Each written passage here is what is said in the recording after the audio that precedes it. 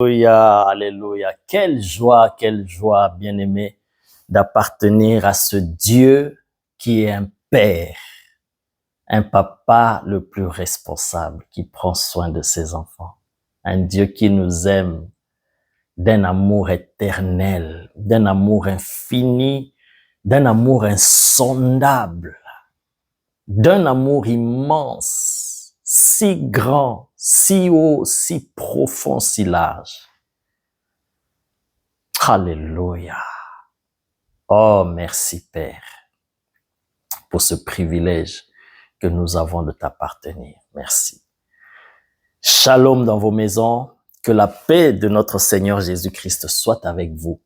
Grande encore est ma joie de vous retrouver pour ces moments bénissants de partage de la parole de Dieu qui nous enrichit, qui nous bénit, qui nous fortifie, qui nous transforme, qui nous sauve, qui nous délivre et qui nous guérit.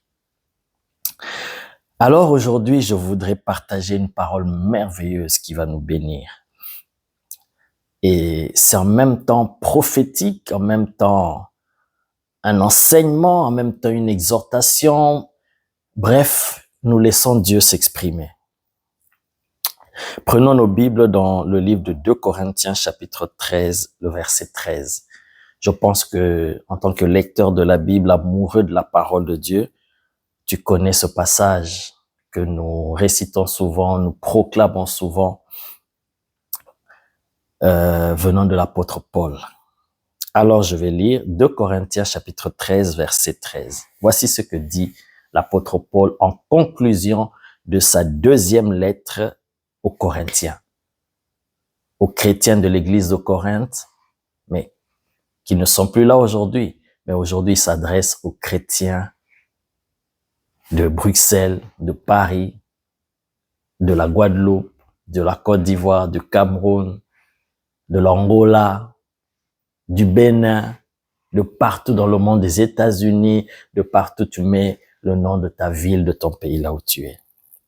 Voici ce que dit l'apôtre Paul.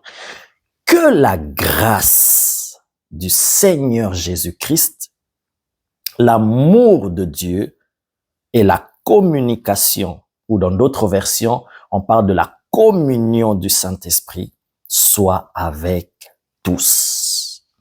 Soit avec vous tous.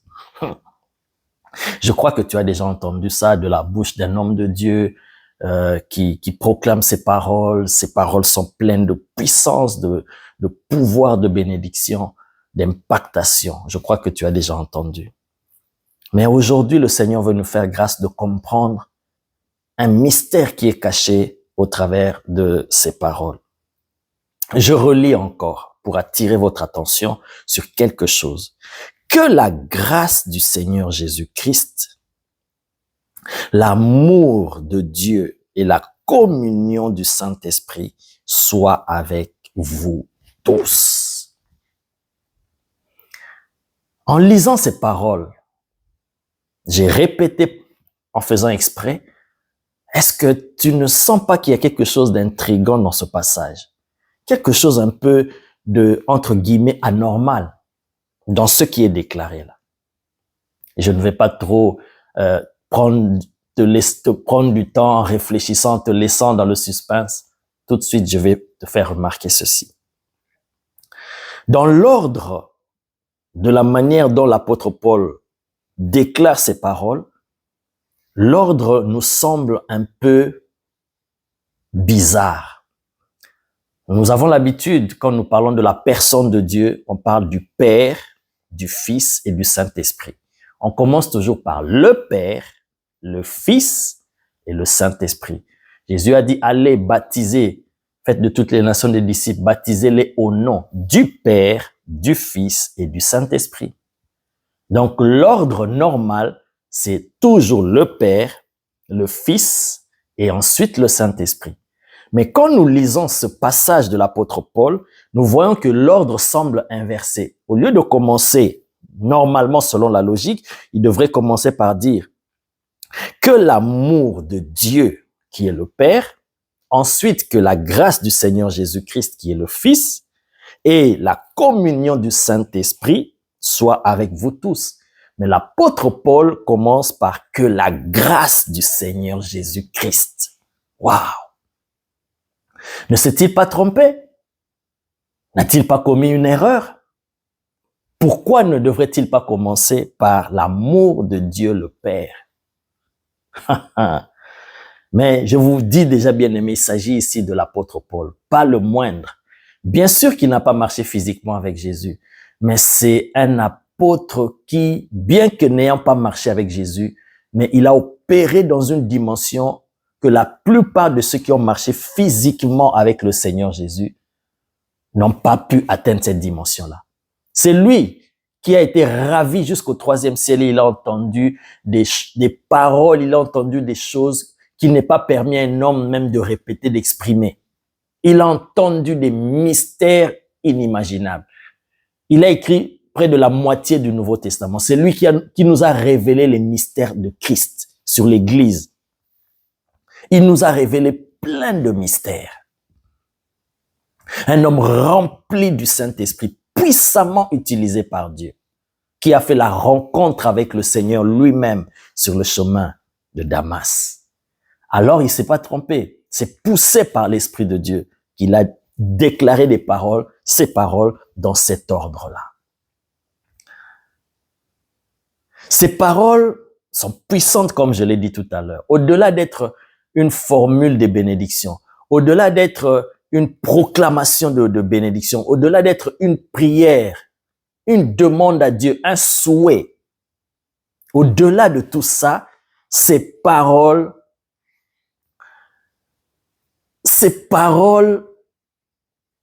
sont tellement puissantes qu'elles renferment toute la base, le fondement de la vie chrétienne.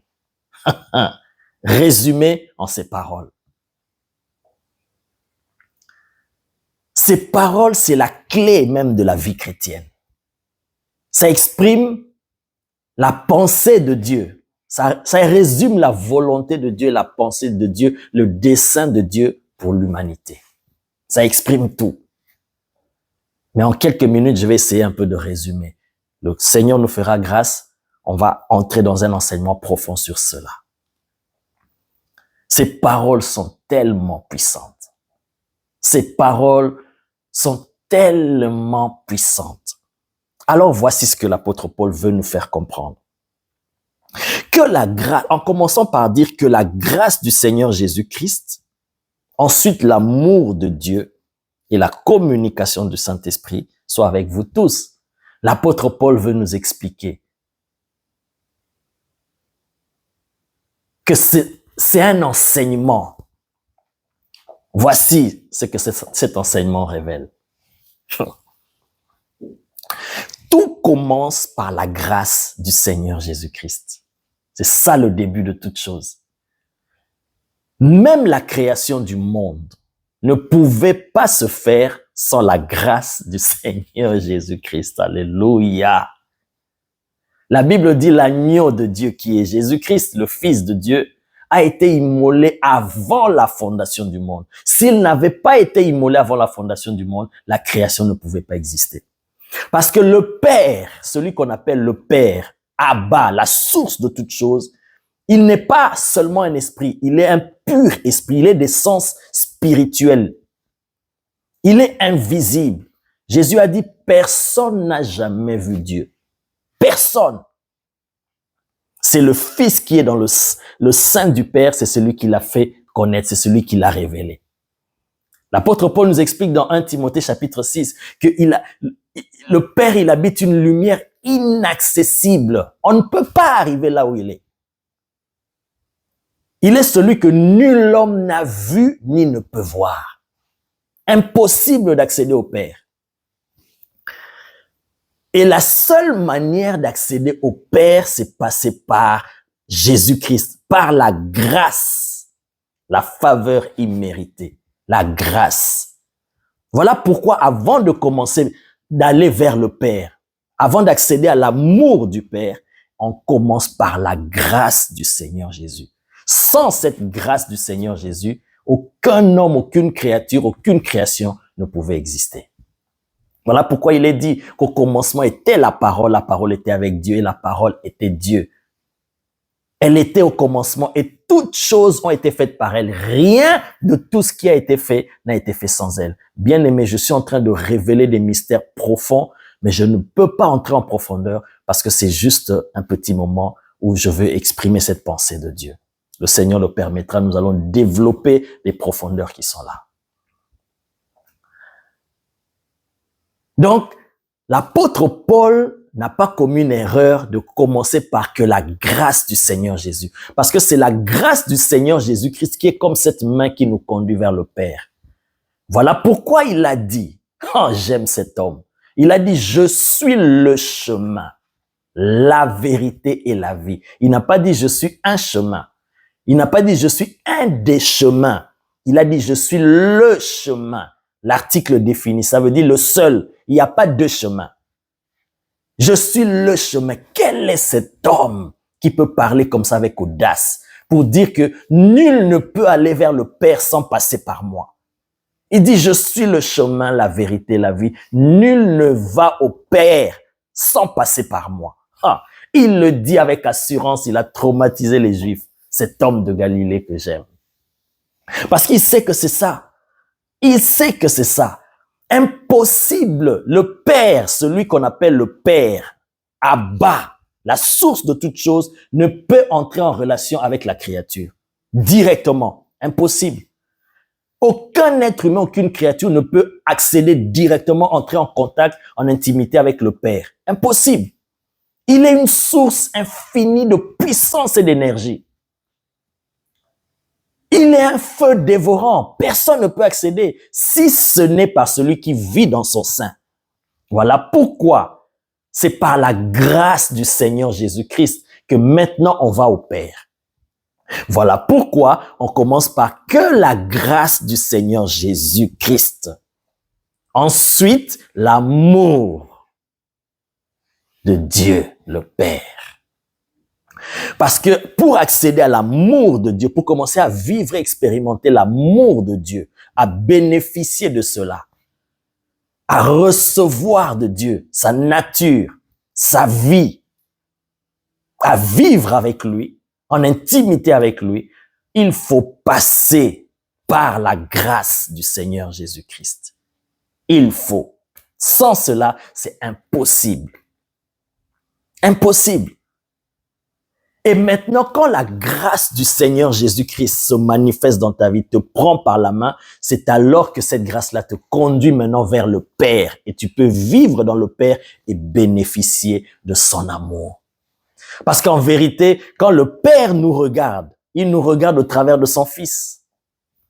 C'est là qu'on peut subsister et tenir dans sa présence. Parce que nous sommes dans son Fils. Et il voit son Fils. Et nous nous sommes cachés en son Fils. C'est au travers de cela que nous pouvons expérimenter et vivre la grâce, l'amour de Dieu et bénéficier de tout cela.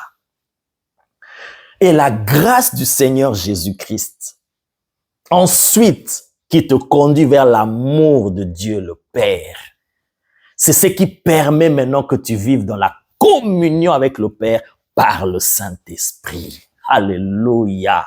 Vous voyez, vous comprenez maintenant ce verset. Paul n'a pas interverti l'ordre. Paul n'a pas changé l'ordre, mais il a expliqué le mystère de Dieu. Et c'est ça même, ça exprime la finalité de la pensée de Dieu. Dieu a voulu en tout temps vivre en communion avec un peuple, avec toi et moi. Mais c'était impossible directement le Père d'entrer en contact avec un peuple, avec une création. Il fallait passer par la grâce du Seigneur Jésus-Christ. Et c'est ce qui permet maintenant d'entrer dans cette communion-là avec lui. Parce que la finalité de tout, vous allez le voir dans Apocalypse, Dieu vivra avec les hommes. Pour l'instant, Dieu est dans les cieux et les hommes sont sur la terre. Les cieux appartiennent à l'Éternel, psaume. Et la terre a été donnée aux fils des hommes. Mais la finalité de la pensée de Dieu, ce n'est pas ça. Voilà pourquoi dans Apocalypse, Dieu vivra avec les hommes. La nouvelle Jérusalem descendra des cieux. En fait, les cieux et la terre formeront une seule entité où Dieu habitera avec les hommes. Dans la communion, c'est ça la finalité. Donc ce verset est tellement puissant au-delà d'une bénédiction, au-delà d'une parole de proclamation. Ce verset décrit et résume tout le plan de Dieu, le mystère de son bienveillant dessein. Ça, je viens de vous donner le titre d'un livre que le Seigneur m'a mis à cœur depuis un certain temps et que j'écris, je prépare et qui sortira bientôt, un puissant, puissant livre. Le mystère de Dieu et de son bienveillant dessein. Un puissant livre. Voilà, que la grâce du Seigneur Jésus-Christ, l'amour de Dieu et la communion du Saint-Esprit soient avec vous tous. Vous tous, tous les enfants de Dieu, tous les chrétiens, pas exclusivement à une catégorie des gens, à une élite, à des serviteurs, à ceux qu'on appelle des ouins. Non, à tous cela est possible, que nous puissions vivre dans la communion du Saint-Esprit.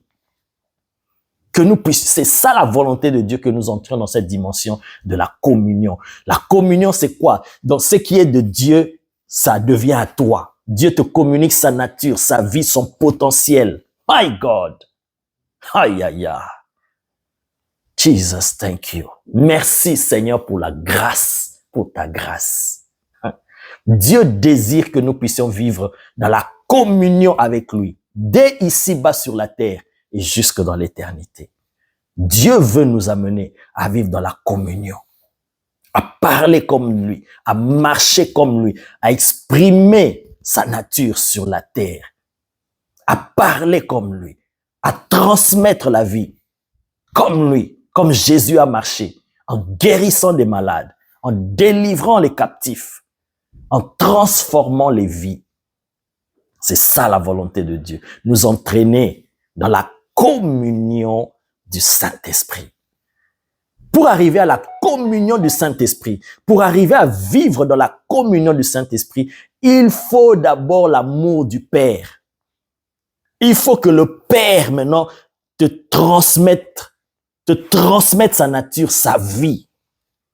T'acceptes dans sa présence, tu vis dans l'intimité, la communion avec lui, le partage avec lui. Mais cela n'est pas possible sans la grâce du Seigneur Jésus-Christ. Voilà pourquoi l'apôtre Paul a exprimé cette pensée de cette manière. Je termine en disant, sans la grâce du Seigneur Jésus, nous ne pouvons pas subsister. Sans la grâce du Seigneur Jésus, le monde ne pouvait même pas être créé. La création ne pouvait pas exister. Merci Seigneur Jésus-Christ. Alléluia. Sans la grâce du Seigneur Jésus-Christ, toi et moi, on ne pouvait même pas exister. Dieu nous a créés à son image et à sa ressemblance par la grâce du Seigneur Jésus-Christ. Malgré cela, nous avions péché parce que nous étions tous en Adam. On devait être rejetés, mais par la grâce du Seigneur Jésus-Christ, le Père nous a récupérés. Il nous a manifesté encore son amour et sa bonté. Il nous a récupérés par la grâce du Seigneur Jésus. Et jusqu'aujourd'hui, nous avons reçu le Seigneur, nous marchons dans l'intimité, dans la communion avec Dieu, mais il nous arrive de trébucher, il nous arrive de pécher, il nous arrive de blesser le cœur du Seigneur, mais il nous supporte à cause de la grâce du Seigneur Jésus-Christ qui nous permet de vivre dans la communion du Saint-Esprit, dans l'amour du Père. Et regardez ce qui se passe aujourd'hui dans le monde bien-aimé. Autrefois, avant que la grâce ne soit manifestée, avant que le Seigneur Jésus-Christ vienne physiquement sur la terre. Souvenez-vous du déluge. Souvenez-vous de Sodome et Gomorrhe, lorsque le péché abondait, lorsqu'il y avait des abominations. Dieu détruisait le monde, il détruisait l'humanité. Mais aujourd'hui, grâce à la grâce du Seigneur Jésus-Christ, les abominations qui se commettent dans ce monde, mais le monde est là à cause de la grâce du Seigneur Jésus-Christ. Quand tu entends que des petites filles de 6 ans sont violées, des mamans âgés, 80 ans, 70 ans. Qu'est-ce que les hommes recherchent? Mais dans tout ça, Dieu voit ces abominations, mais il ne détruit pas le monde. Alors que tout ce qui se passe aujourd'hui est pire qu'au temps de Sodome et Gomorrhe. Pire! Regardez ce qui se passe aux États-Unis.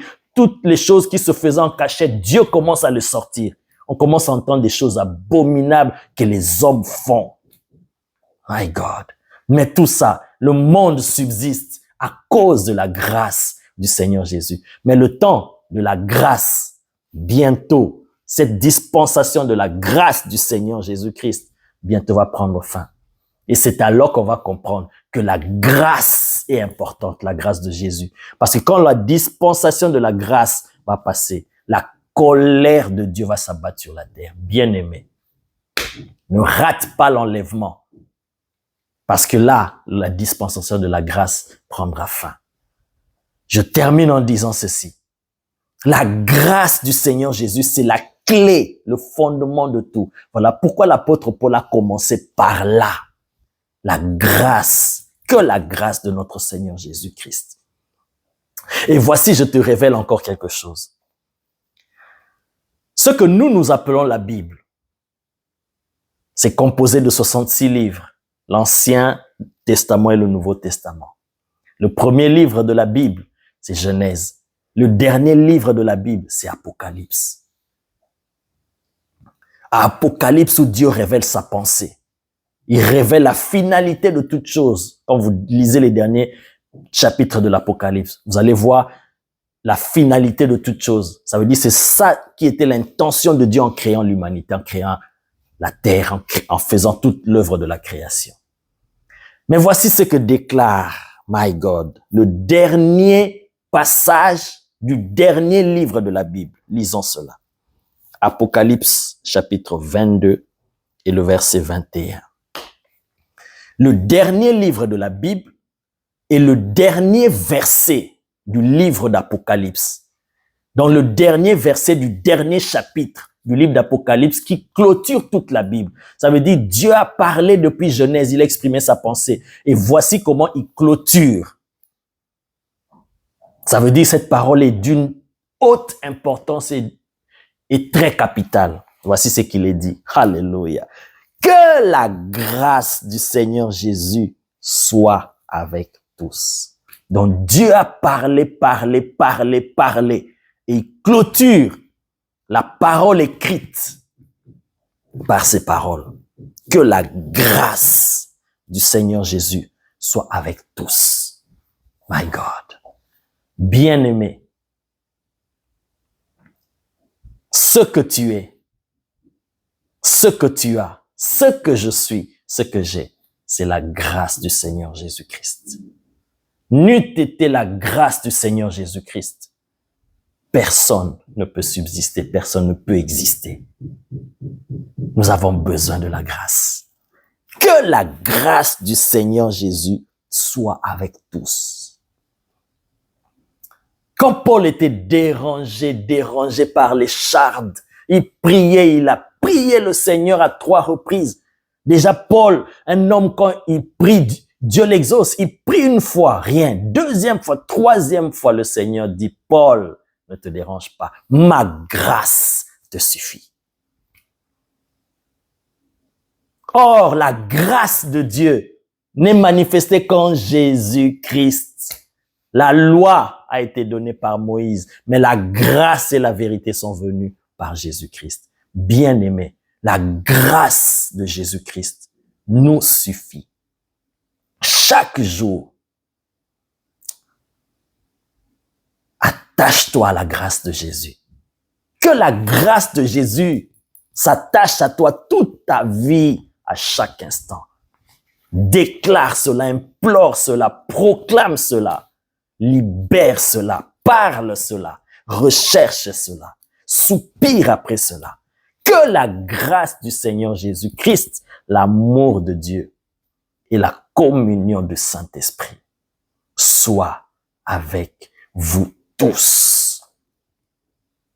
La grâce du Seigneur Jésus-Christ t'amènera, en passant par l'amour de Dieu le Père, t'amènera à la communion du Saint-Esprit. Et la communion du Saint-Esprit te transforme en une autre créature. Tu as la nature de Dieu, la vie de Dieu qui commence à couler au travers de toi. Tu manifestes la vie de Dieu. Tu deviens une autre créature. Ah, my God. Oh, my God. Nous entrerons en profondeur et nous allons développer ces choses par la grâce de Dieu prochainement. Soyez bénis. Que la grâce du Seigneur Jésus-Christ se manifeste dans la vie de quiconque entend ces paroles et de quiconque accédera à ces paroles. Que la grâce du Seigneur Jésus-Christ se manifeste dans tous les domaines de ta vie. Les choses que tu ne méritais pas, que le Seigneur t'accorde par grâce.